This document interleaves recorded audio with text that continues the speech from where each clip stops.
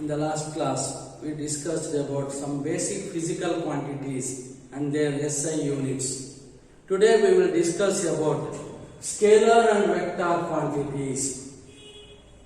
So in physics, physical quantities are divided into two kinds as scalar quantities and vector quantities.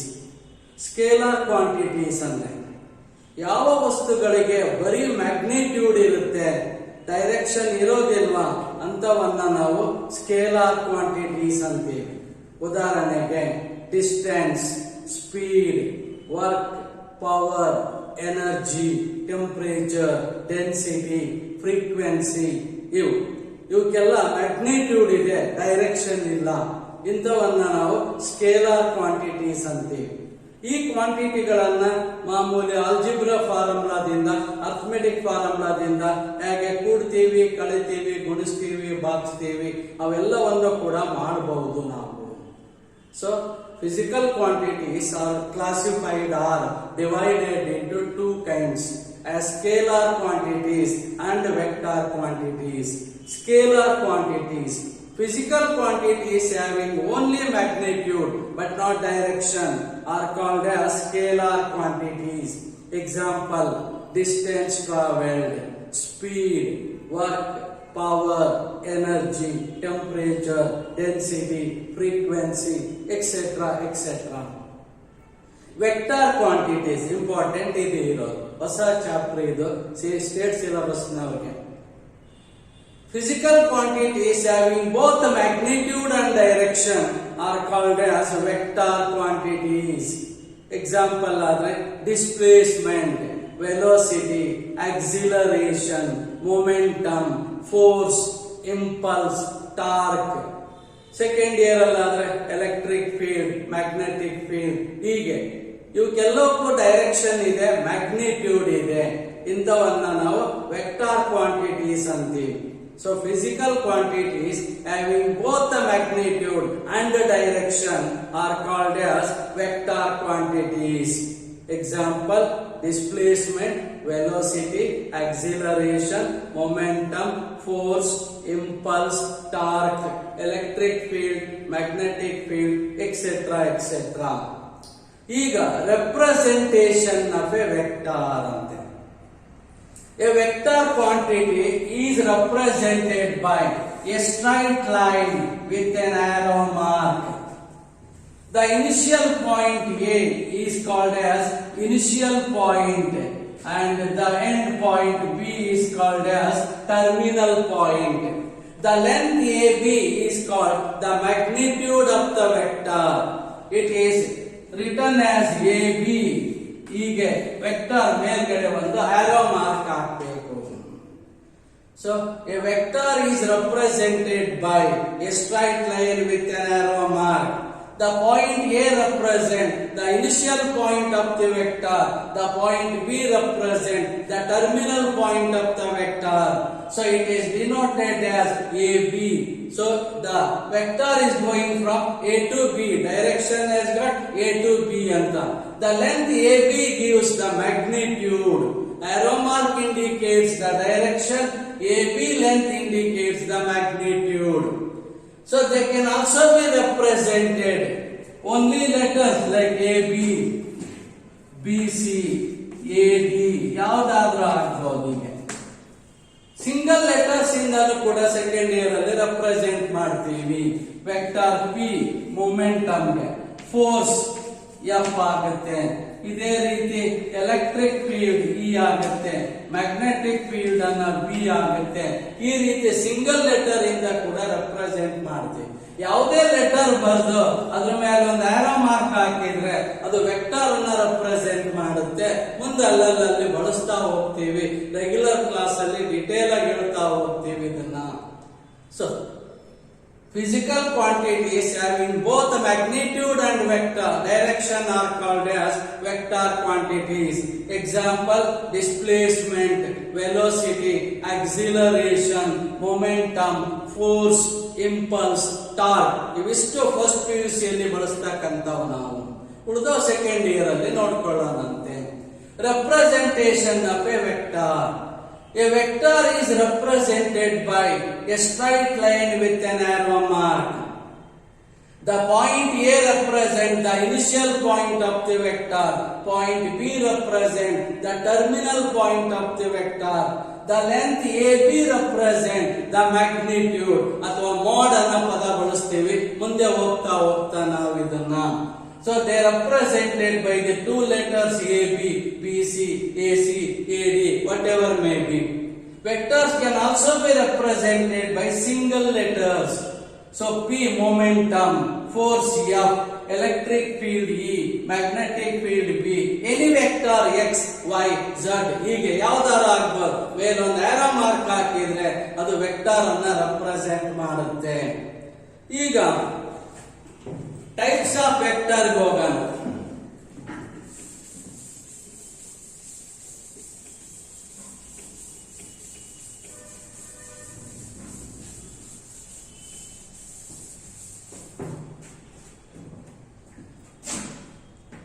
Types of vector ಅಲ್ಲಿ ಈ ರೀತಿ ಹೇಳ್ತಾ ಹೋಗ್ತೀನಿ.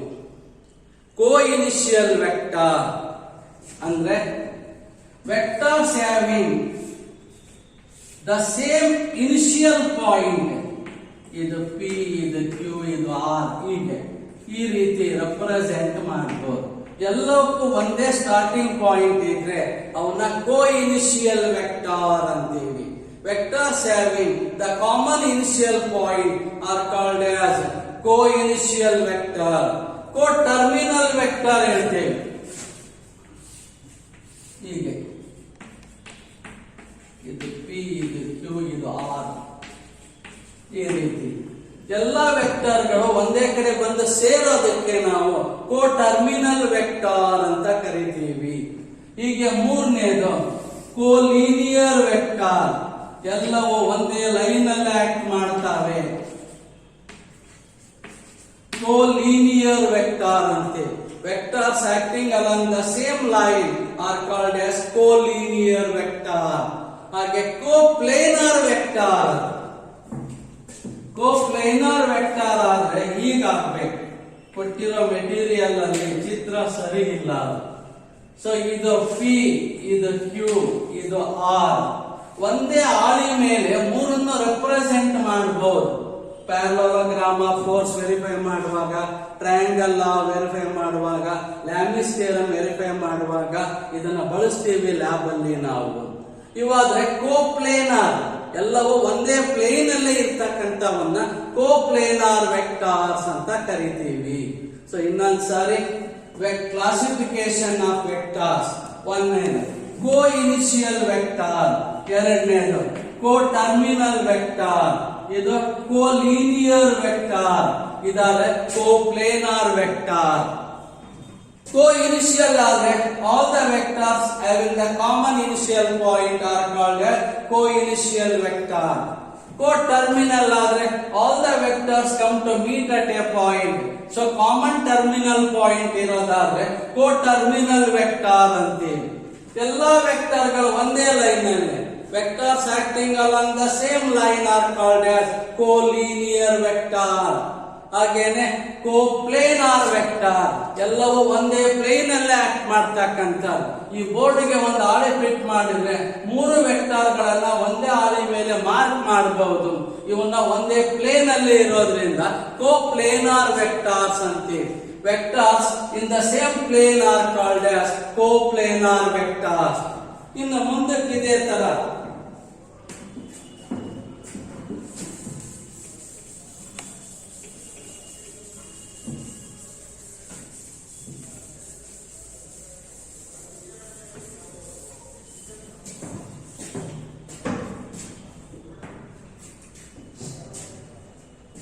like vector. Like vectors, ಹೀಗೆ vectors having the same direction, acting along the same direction are called as like vectors. Unlike vectors,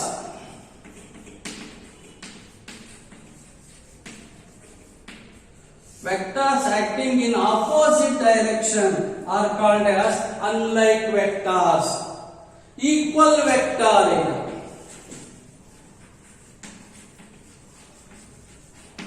ಇದನ್ನ ಹೆಚ್ಚು ಬಳಸೋದು ನಾವು ಎಲ್ಲಾ ಕಡೆಗೂ. Equal vector, vectors having same magnitude and direction. ಇದು ಪಿ, ಇದು ಕ್ಯೂ ಆದ್ರೆ P is equal to Q ತರ ಎರಡೂ ಕೂಡ equal in magnitude and in the same direction ಆದ್ರೆ ಇವನ್ನ ಈಕ್ವಲ್ ವೆಕ್ಟಾರ್ ಅಂತೀವಿ. ಇದನ್ನ ಹೆಚ್ಚು ಬಳಸೋದು, ಉಳಿದವೆಲ್ಲ ಬಳಸೋದು ಕಡಿಮೆ ನಾವು. ಇದು ಹೆಚ್ಚು ಉಪಯೋಗ ಆಗುತ್ತೆ ಎಲ್ಲಾ ಕಡೆಗೂ ನಮಗೆ. So vectors having the same magnitude and direction are called as equal vector. Important negative vector anta. A vector having the same magnitude but opposite in direction. ಇದು P ಇದ್ರೆ ಇದು Q ಇದೆ.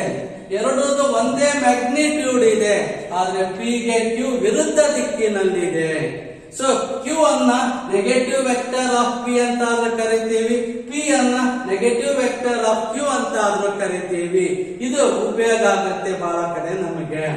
So negative vector, A vector having the same magnitude as that of A vector but opposite in direction is called as negative vector of that vector ಅಂತೀವಿ. ಅದಕ್ಕೆ ಇದನ್ನ ಇದರ negative ಅಂತೀವಿ ಅಥವಾ ಇದನ್ನ ಇದರ ನೆಗೆಟಿವ್ ಅಂತೀವಿ. ಎರಡರದ್ದು ಒಂದೇ ಮ್ಯಾಗ್ನಿಟ್ಯೂಡ್ ಆದ್ರೆ ಡೈರೆಕ್ಷನ್ ವಿರುದ್ಧವಾಗಿರುತ್ತೆ. A is equal to minus P ಆಗುತ್ತೆ ಅಥವಾ P is equal to minus Q ಆಗುತ್ತೆ. ಎರಡು ಮೋಡ್ ಒಂದೇ, ಮ್ಯಾಗ್ನಿಟ್ಯೂಡ್ ಒಂದೇ ಇರೋದ್ರಿಂದ ಏನ್ ಸಿಗುತ್ತೆ ಅವಾಗ P plus Q is equal to 0. ಹೀಗೆ ಬರೆದ್ರೆ ಮೋಡ್ ಅಂತೀವಿ, ಅದಕ್ಕೆ ಮ್ಯಾಗ್ನಿಟ್ಯೂಡ್ ಅಂತ ಕರಿತೀವಿ. ಈ ರೀತಿ ರೆಪ್ರೆಸೆಂಟ್ ಮಾಡೋದನ್ನ ಮ್ಯಾಗ್ನಿಟ್ಯೂಡ್ ಅಂತ ಹೇಳ್ತೀವಿ ನಾವು. ವಿರುದ್ಧ ದಿಕ್ಕಿನಲ್ಲಿ ಆಕ್ಟ್ ಮಾಡೋದ್ರಿಂದ ಅವುಗಳ ಸಮ 0 ಆಗುತ್ತೆ ಅವಾಗ. ಸೊ ಇದು ಈಕ್ವಲ್ ವೆಕ್ಟರ್ ಆಯ್ತು. ಈಗ like vector, unlike vector, equal vector, negative vector, ಇವೆರಡು ನಮಗೆ ಬಳಕೆಗೆ ಬರ್ತಾವೆ ಹೆಚ್ಚಾಗಿ. So, like vectors, vector acting in the same direction are called as like vectors. Unlike vectors, vectors acting in opposite directions are called as unlike vectors. Equal vector, important. Vectors having the same magnitude and direction are called as equal vectors. Negative vector, a vector having the same magnitude of another vector but opposite in direction is called as negative vector of that vector ಆಗುತ್ತೆ. So P ಮತ್ತೆ Q ಎರಡು ಒಂದೇ magnitude ಇದೆ, ಆದ್ರೆ direction opposite ಇದೆ. P Q ನ negative vector ಅಥವಾ Q P ನ ನೆಗೆಟಿವ್ ವೆಕ್ಟರ್ ಆಗುತ್ತೆ. P vector P is equal to minus vector Q ಆಗುತ್ತೆ. ಅದರ ಮೋಡ್ ಅನ್ನ ಸೇರಿಸಿದ್ರೆ 0 ಆಗುತ್ತೆ ಅವಾಗ. ಇನ್ನೊಂದು ಸ್ವಲ್ಪ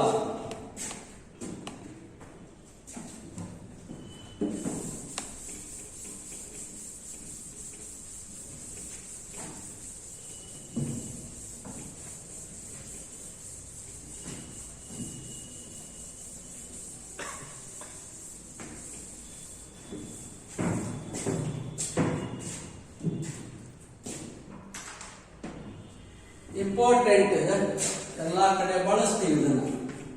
ಯೂನಿಟ್ ವೆಕ್ಟರ್,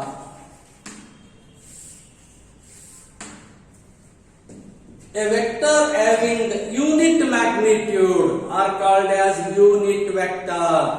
ಯಾವ ಯಾವ ವೆಕ್ಟರ್ ಗಳಿಗೆ ಮ್ಯಾಗ್ನಿಟ್ಯೂಡ್ 1 ಇರುತ್ತೆ ಅಂತವನ್ನ ಯೂನಿಟ್ ವೆಕ್ಟರ್ ಅಂತೀವಿ. ಇದರ ವಿಶೇಷತೆ ನೆನಪಾಗಬೇಕು. ಯೂನಿಟ್ ವೆಕ್ಟರ್ ಗಳನ್ನ ಮೇಲೆ ಕ್ಯಾಪ್ ಇಂದ ರೆಪ್ರೆಸೆಂಟ್ ಮಾಡ್ತೀವಿ. A cap, B cap, X cap, Y cap, I cap, ಹೀಗೆ ಯಾವ್ದಾದ್ರು ಸರಿ ಆರೋ ಮಾರ್ಕ್ ಹಾಕೋ ಬದಲಿ ಕ್ಯಾಪ್ ಅನ್ನ ಹಾಕ್ತೀವಿ.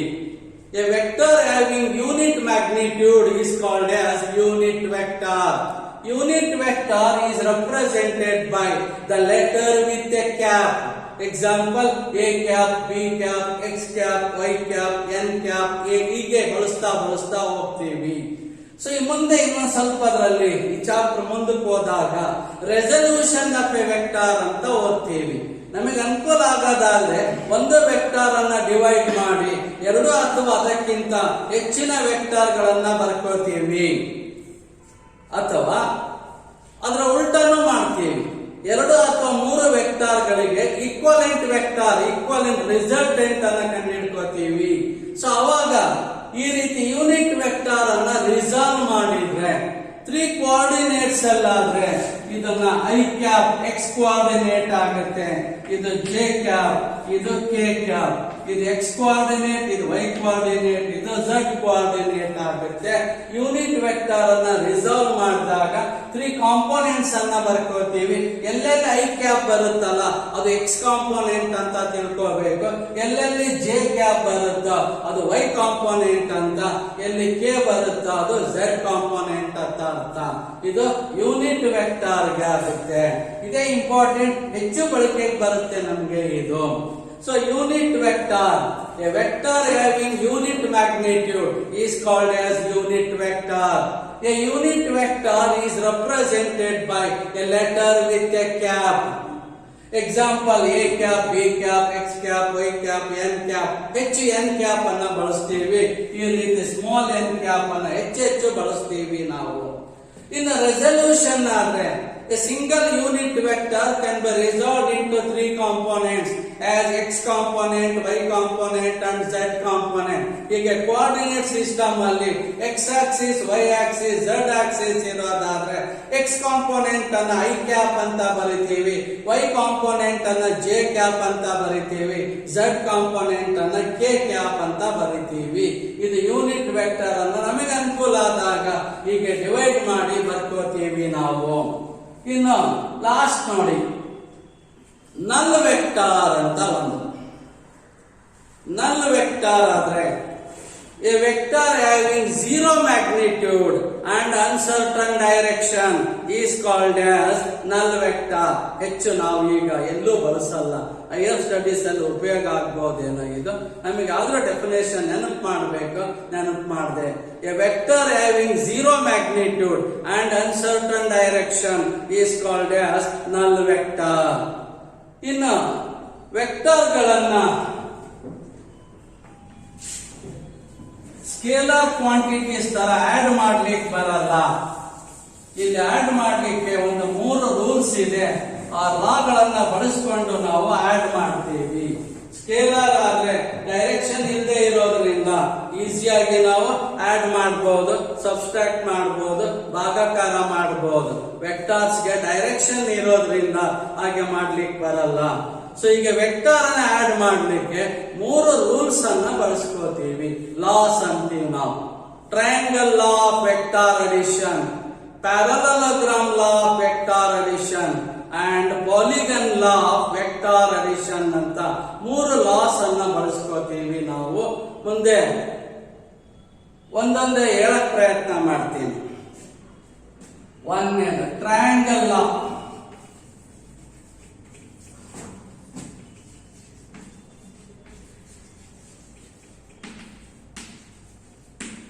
Triangle law of vector addition ಅಂತೀವಿ. 2 ವೆಕ್ಟಾರ್ಗಳನ್ನ 2 ಅಕ್ಕಪಕ್ಕದ ಬಾಹುಗಳನ್ನಾಗಿ ತೆಗೆದುಕೊಂಡು ಒಂದು ತ್ರಿಭುಜ ಮಾಡೋದು ಹೇಗೆ?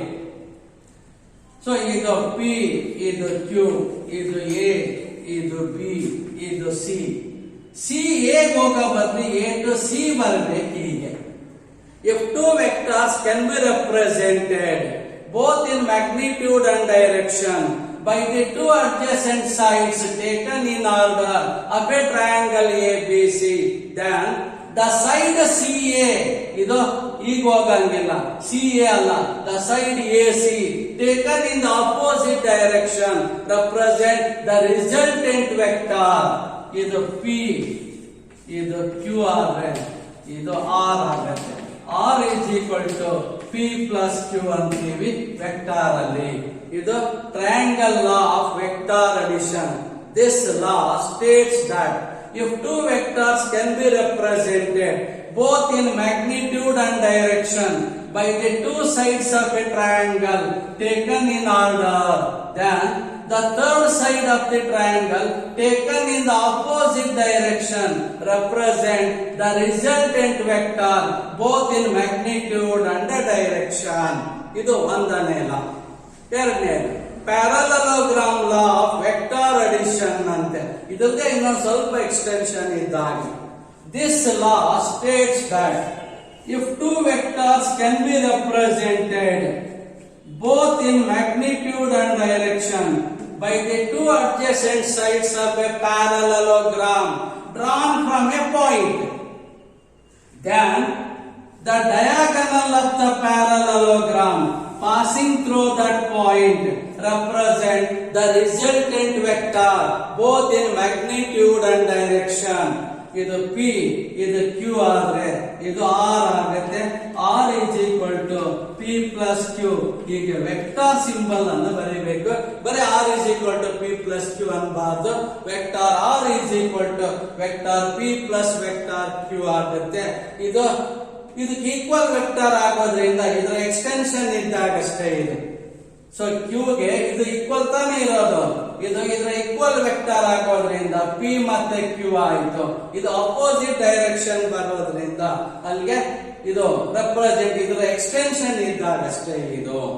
So this law States that if two vectors can be represented both in magnitude and direction by the two adjacent sides of a parallelogram drawn from a point, then the diagonal of the parallelogram passing through that point represent the resultant vector both in magnitude and direction. In ಕೊನೆಗೆ polygon ಲಾ ಅಂತ ಬಹುಮುಖ ಆಕೃತಿ ಇದು. Polygon law of vector addition, ಬಹುಮುಖ ಆಕೃತಿ ಅಂತ ಇದಕ್ಕೆ. This law states that if number of vectors can be represented both in magnitude and direction by the sides of a polygon taken in order, then the closing side of the polygon taken in the opposite direction represent the resultant vector both in magnitude and direction. ಈ ರೀತಿ ಇರ್ತೀನಿ. ಇದು A B, ಇದು vector P ಆಗುತ್ತೆ. B C ಇದು vector Q, C D ಇದು vector S ಅಂತೀವಿ. R ಅನ್ನ ರಿಸಲ್ಟೆಂಟ್ ಗೆ ಬಳಸ್ತೀವಿ, ಹಾಗಾಗಿ ಇಲ್ಲಿ ಬಳಸಿಲ್ಲ ನಾನು. ಪಿ ಕ್ಯೂ ಎಸ್ ಇದು ಟಿ ಇದು ಯು. ಈ ಕೊನೆ ಸೈಡ್ ಉಳಿಯುತ್ತಲ್ಲ, ಈ ಕೊನೆ ಸೈಡ್ ಅನ್ನ ವಿರುದ್ಧ ದಿಕ್ಕಿನಲ್ಲಿ ಮಾರ್ಕ್ ಮಾಡಬೇಕು. ಸೊ ಇದು A B, B C, C D, D E F ಇದು ಇವೆಲ್ಲವೂ ಹೀಗೆ ಸೈಕ್ಲಿಕ್ ಆರ್ಡರ್ ಅಲ್ಲಿ ಇದಾವೆ. ಇದು ಒಂದನ್ನು ಮಾತ್ರ ವಿರುದ್ಧ ದಿಕ್ಕಲ್ಲಿ ತಗೊಂಡ್ರೆ ಇವೆಲ್ಲವುಗಳ ರಿಸಲ್ಟೆಂಟ್ ಅನ್ನು ಹೇಳುತ್ತೆ ಇದು ಹೀಗೆ. So this law States that if number of vectors can be represented both in magnitude and direction by the sides of a polygon taken in order, then the closing side of the polygon taken in the opposite direction represent the resultant vector both in magnitude and direction. Resultant vector R is equal to P plus Q plus S plus T plus U. So thank you. Continue in the next class.